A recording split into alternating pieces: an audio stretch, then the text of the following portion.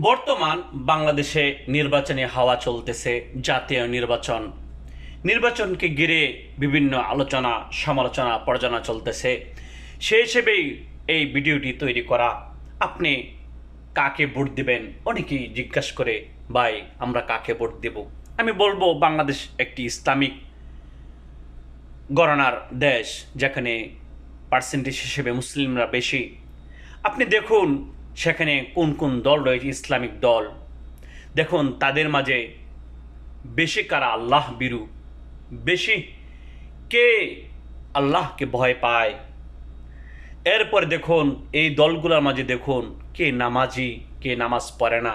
যে নামাজ পড়ে দেখেন সে হালাল হারাম বেচে ইনকাম করে কিনা, খায় কিনা।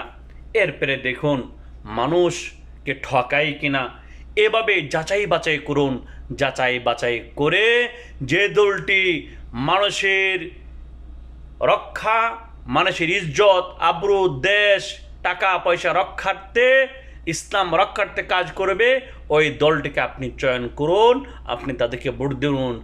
আল্লাহ তাআলা পরকালেও আপনাকে জাযা খায়ের দান করবেন, ফায়দা দিবেন ইনশাআল্লাহ।